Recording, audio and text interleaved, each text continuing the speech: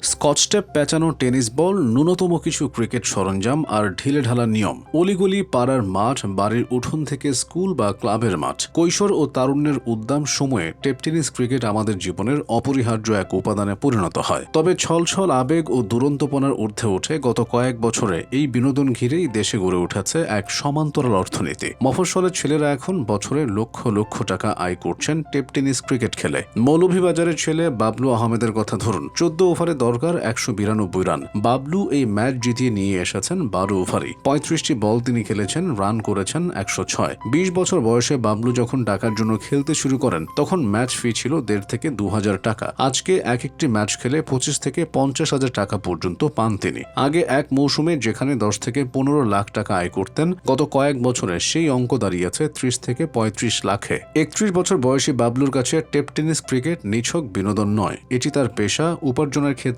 এবং সম্ভাবনাময় এক শিল্পের নাম।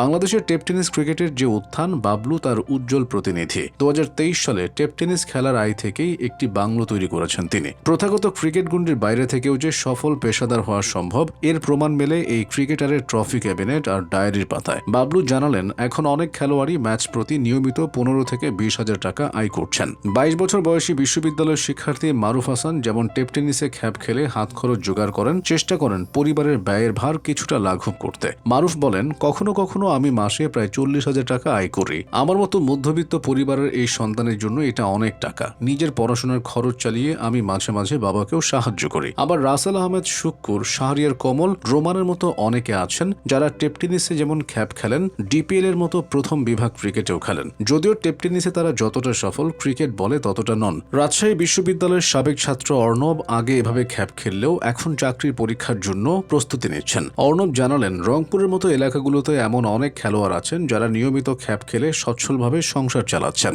বর্তমানে বিভিন্ন ক্রিকেট টুর্নামেন্টে পুরস্কার মূল্য থাকে 1 থেকে 3 লাখ টাকার মতো। আবার কিছু এলাকায় বড় টুর্নামেন্ট মানেই অপ্রাতিষ্ঠানিক চুক্তি, খেলোয়াড় বদল এবং নিলামের লড়াই। প্রবাসীরা এবং বিভিন্ন স্থানীয় প্রতিষ্ঠান বা কোম্পানি এসব খেলায় স্পন্সর করে। স্থানীয়ভাবে বিজ্ঞাপনের জন্য এটা দারুণ। সম্পূর্ণ ব্যক্তিগত দক্ষতা বা পারফরমেন্সের ভিত্তিতে এই টেপ টেনিস টুর্নামেন্টগুলোতে খেলোয়াড়দের হায়ার বা ভাড়া করা হয়। স্থানীয়ভাবে একে বলে খ্যাপ খেলা। বাবলু আহমেদ বলেন, এখানে বয়সের কোনো সীমা নেই, কোনো নির্দিষ্ট কাঠামো নেই। মাঠে পারফরমেন্স ভালো মানেই দলে সুযোগ এবং হাতে টাকা, ব্যাস এতটুকুই। মেধা ও শ্রমের ভিত্তিতে গড়ে ওঠা এই খ্যাপ খেলার ব্যবস্থাটি প্রথাগত ক্রিকেটের পাইপলাইনের বাইরে থাকা অনেকের জন্যই নতুন দরজা খুলে দিয়েছে।